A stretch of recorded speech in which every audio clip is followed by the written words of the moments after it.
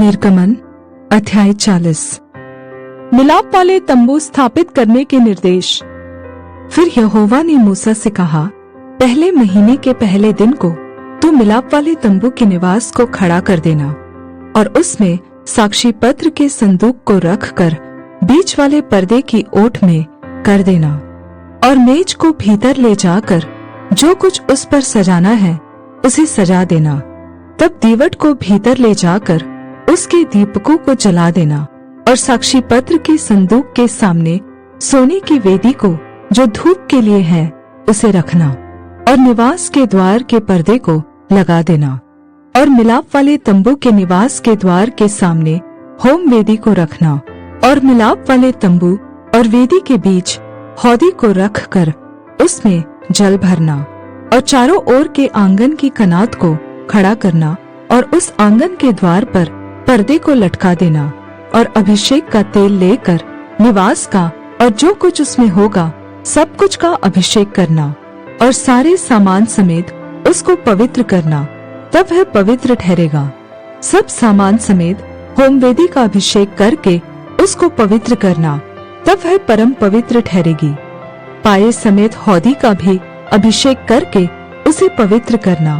तब हारून और उसके पुत्रों को मिलाप वाले तंबू के द्वार पर ले जाकर जल से नहलाना और हारून को पवित्र वस्त्र पहनाना और उसका अभिषेक करके उसको पवित्र करना कि वह मेरे लिए याजक का काम करे, और उसके पुत्रों को ले जाकर अंगरखे पहनाना।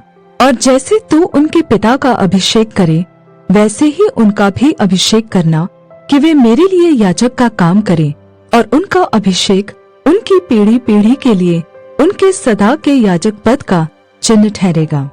मिलाप वाले तंबू का खड़ा किया जाना।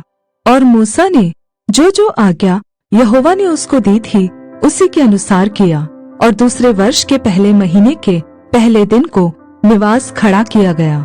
मूसा ने निवास को खड़ा करवाया और उसकी कुर्सियां धर उसके तख्ते लगाकर उनमें बेड़े डाले और उसके खम्भों को खड़ा किया, और उसने निवास के ऊपर तंबू को फैलाया और तंबू के ऊपर उसने ओढ़ने को लगाया, जिस प्रकार यहोवा ने मूसा को आज्ञा दी थी।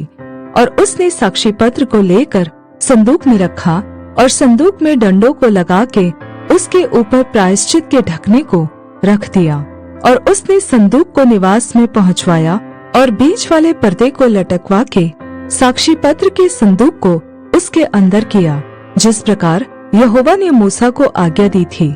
और उसने मिलाप वाले तंबू में निवास की उत्तर की ओर बीच के पर्दे से बाहर मेज को लगवाया, और उस पर उनने यहोवा के सम्मुख रोटी सजा कर रखी, जिस प्रकार यहोवा ने मूसा को आज्ञा दी थी। और उसने मिलाप वाले तंबू में मेज के सामने निवास की दक्षिण ओर पर दीवट को रखा, और उसने दीपकों को यहोवा के सम्मुख जला दिया, जिस प्रकार यहोवा ने मूसा को आज्ञा दी थी। और उसने मिलाप वाले तंबू में बीच के पर्दे के सामने सोने की वेदी को रखा, और उसने उस पर सुगंधित धूप जलाया, जिस प्रकार यहोवा ने मूसा को आज्ञा दी थी। और उसने निवास के द्वार पर पर्दे को लगाया और मिलाप वाले तंबू के निवास के द्वार पर होम बलि को रख कर उस पर होम बलि और अन्न बलि को चढ़ाया, जिस प्रकार यहोवा ने मूसा को आज्ञा दी थी। और उसने मिलाप वाले तंबू और वेदी के बीच हौदी को रख कर उसमें धोने के लिए जल डाला, और मूसा और हारून और उसके पुत्रों ने उसमें अपने अपने हाथ पांव धोए। और जब जब वे मिलाप वाले तंबू में या वेदी के पास जाते थे तब तब वे हाथ पांव धोते थे, जिस प्रकार यहोवा ने मूसा को आज्ञा दी थी। और उसने निवास के चारों ओर और वेदी के आसपास आंगन की कनात को खड़ा करवाया और आंगन के द्वार के पर्दे को लटका दिया। इस प्रकार मूसा ने सब काम को पूरा किया। मिलाप वाले तंबू पर यहोवा की महिमा। अब बादल मिलाप वाले तंबू पर छा गया, और यहोवा का तेज निवास स्थान में भर गया, और बादल मिलाप वाले तंबू पर ठहर गया, और यहोवा का तेज निवास स्थान में भर गया। इस कारण मूसा उसमें प्रवेश न कर सका। इस्राएलियों की सारी यात्रा में ऐसा होता था कि जब जब वह बादल निवास के ऊपर से उठ जाता तब तब वे कूच करते थे, और यदि वह न उठता तो जिस दिन तक वह न उठता था उस दिन तक वे कूच नहीं करते थे।